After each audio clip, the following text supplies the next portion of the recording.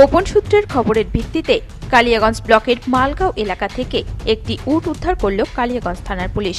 Police সূত্রে জানা গেছে, বেশ কিছুদিন ধরেই কালিয়াগঞ্জ ব্লকের বিভিন্ন এলাকায় রাজস্থান থেকে উট আসছে, এমনটাই অভিযোগ ছিল স্থানীয় বাসিন্দাদের। কালিয়াগঞ্জ ব্লকের মালগাঁও ধবাইল এলাকায় উটের অবৈধ কারবার চলছে বলে অভিযোগ।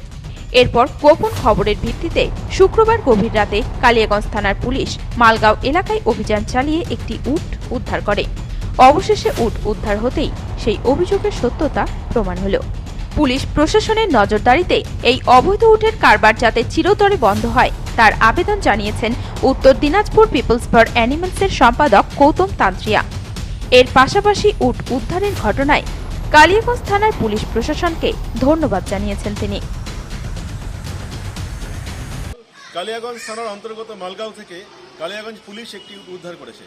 এর জন্য আমরা কালিয়াগঞ্জ পুলিশকে আন্তরিক ধন্যবাদ জানাই। কিন্তু আমরা চাই উটের এই অবৈধ কারবার চিরতরে বন্ধ হোক। সম্প্রতি আমরা খবর পাচ্ছি যে বিভিন্ন এলাকা দিয়ে মালগাঁও, ধবাইল এই সমস্ত গ্রামগুলোতে উট নিয়ে আসা হচ্ছে। আমরা চাই প্রশাসনের নজরদারিতে এই অবৈধ উটের কারবার যাতে চিরতরে বন্ধ হয়।